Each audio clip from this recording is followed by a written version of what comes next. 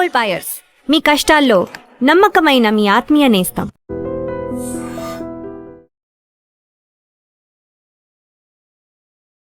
Ladies and gentlemen, welcome to I dream media. నేను Priyadarshan. So రీసెంట్గా పృథ్వీరాజ్ కుమారన్ గారి ఇంటర్వ్యూ చూసిన తర్వాత అనుపమ చోప్రా గారికి ఇచ్చిన ఇంటర్వ్యూలో ఆయన 97 టేకుల గురించి మాట్లాడారు.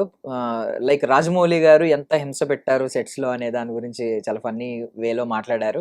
సో రాజమౌళి గారి టేకింగ్ గురించి మనం రాబోతున్న ఒక ఎపిక్ సినిమా వారణాసి గురించి కొంచెం మాట్లాడుకుందాం. నాతో పాటు శేఖర్ భాష ఉన్నారు, మాట్లాడదాం. హాయ్ అన్న, బాగున్నారా? Yeah. So first of all 97 టేకులు. లాస్ట్ టైం RRR ప్రమోషన్స్లో కూడా ఒక్క సాంగ్ గురించి నాటు సాంగ్లో ఒక షార్ట్ గురించి చెప్పారు. అలాగే 49 టేకులు ఎన్నో తీసి ఫస్ట్ టేకే ఓకే, సెకండ్ టేక్ ఓకే చేశారని చెప్పి ఏదో సరదాగా ఫన్నీగా మాట్లాడుకున్నారు. ఇప్పుడు 97 టేకులు అంటున్నారు.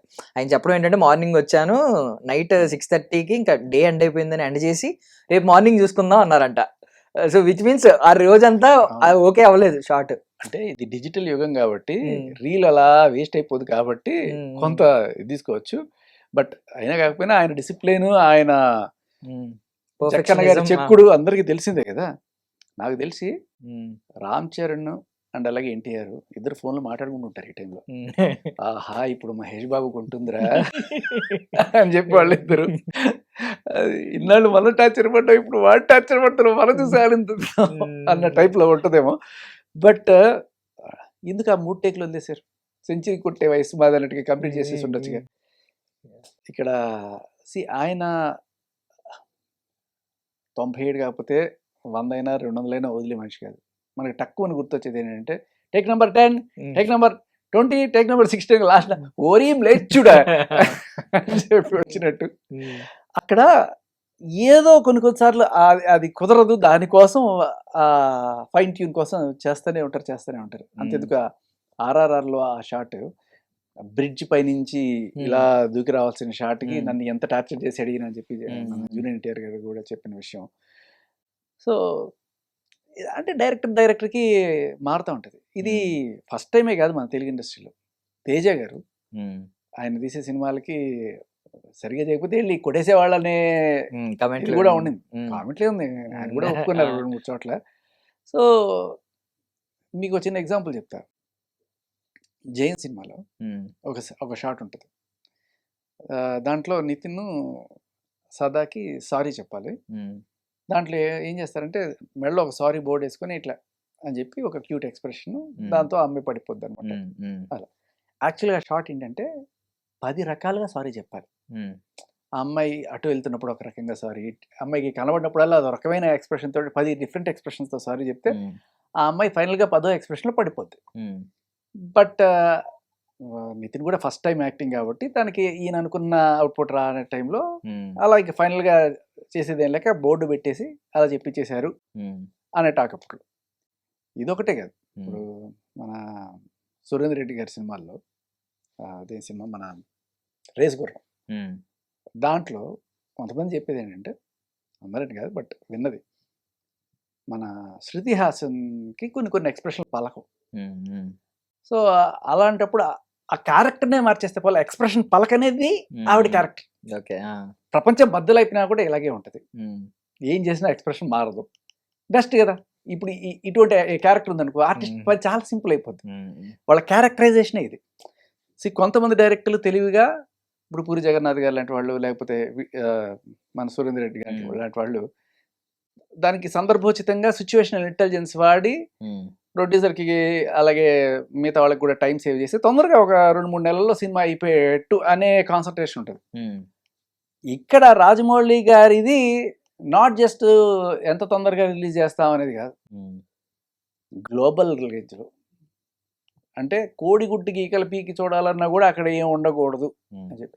ఇప్పటికీ కూడా మనకి బాహుబలిలో ఇది చూడు, ఈ బాణాలు వేసినప్పుడు 3 బాణాలు పైన ఇట్లా పోయినాయి, అక్కడికి వెళ్ళినప్పుడు ఇట్లా పోయినాయి అని చెప్పి రివ్యూలు చేసేవాళ్ళు ఉంటారు.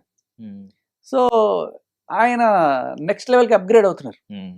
సో మనం గ్లోబల్ లెవెల్ సినిమా తీస్తున్నప్పుడు ఆ మైన్యూట్ డీటెయిల్స్ కూడా ఎంత గట్టిగా చూడాలి అనేది ఆయన కష్టంలో కనబడుతుంది. బట్ ఆయన కష్టం అందరికీ కష్టమే మరి. సో అందరినీ కూడా గట్టిగా మేము టార్చర్ చేయడానికి సిద్ధపడే వస్తారు. దాంట్లో వింతేం లేదు. బట్ సరే 97 అయినా 100 అయినా ఫైనల్గా ప్యాకప్ అని చెప్పేసారట తట్టుకోలేక. సమ్టైమ్స్ ఫ్రస్ట్రేషన్ వస్తుంది, but still you should keep the cool and keep things going. But mostly అందరూ కూడా బ్యాకప్ చేస్తున్నారు, ఆయన్ని బ్యాక్ చేస్తున్నారు. అంటే అంతే మరి, ఆయన పర్ఫెక్షనిస్ట్, అలాగే చేస్తాడు. 1400 కోట్లు 1200 కోట్లు పెడుతున్నారంటే బడ్జెట్, అంత చేయకపోతే ఎలా చేస్తారని చాలా మంది అదే అన్నారు. ఎవరో నేను కమెంట్ చూశాను, లాస్ట్ టైం RRR దగ్గర కూడా ఇలాగే చెప్పావన్నా, ఒక సీన్ అదిరిపోద్ది ఇది అది అని. ఆ సీన్ ఏంటో ఇప్పటికీ మాకు తెలియట్లేదని. బికాస్ కింద కమెంట్లు ఏంటంటే అన్ని సీన్లు బాగున్నప్పుడు ఆ ఒక్క సీన్ ఏంటనేది స్పెసిఫై మనం కూడా చెప్పలేము, అన్ని సీన్స్ బాగున్నప్పుడు అని చెప్పి. సో ఆల్మోస్ట్ ఇది చూసినా పాజిటివ్ గానే కనిపిస్తుంది ఇప్పుడైతే. పాజిటివ్ గానే ఉంటుంది. బట్ అంటే అదే అండి, మనం ఇప్పుడు ఒక డిఫరెన్స్ చూడాలంటే ఇదే సిచ్యువేషన్ ఒకవేళ రామ్ గోపాల్ వర్మ తీయాల్సి వస్తే అవతల వాడికి ఎక్స్ప్రెషన్ పలకలేదంటే సింపుల్ ఇటు పెడతాడు. వీడేం మాట్లాడుతున్నాడు మనకు మొహం కూడా కనపడుతుంది, అవతల వాడు ఎక్స్ప్రెషన్స్ వీడు మాట్లాడుతుంటే నీ ఎక్స్ప్రెషన్స్ కనపడుతుంటాయి. డైలాగ్ నాది, ఎవడో డబ్బింగ్ చెప్తుంటాడు, నువ్వు ABCDEFGH అనరా, అవతల వాడి మొహంలో నువ్వు చెప్తున్నప్పుడు వాడి భయం అవన్నీ కూడా నేను క్యాప్చర్ చేసుకుంటాను. చాలా సిచ్యువేషన్ లో స్టోరీ మాట్లాడుతూ ఉంటుంది. ఇంకా గట్టిగా మాట్లాడితే వీళ్ళిద్దరు కొట్టుకున్నారనే విషయం మన ఇద్దరు చెప్పకుండా మన ఇద్దరు అక్కడ నించుంటాం, వెనకాల న్యూస్ ఛానల్లో ఒక యాంకర్ తోటి చెప్పించేస్తారు మొత్తం. డిపెండ్స్. సో నువ్వు ఏం చేద్దాం అనుకునే దాని మీద ఆ క్రిస్టల్ క్లారిటీ ఉండి ఏ రకంగానూ నో కాంప్రమైజ్ అనేది రాజమౌళి గారి ట్యాగ్ లైన్ అయిపోవాలి ఇక నుంచి. సో అది మనం అప్రిషియేట్ చేయాల్సిందే. But at the same time ప్రతి సినిమాకి కూడా 5 ఏళ్ళు 6 ఏళ్ళు ఆగాలంటే కూడా జనాలకు కూడా పేషెన్స్ కష్టమే.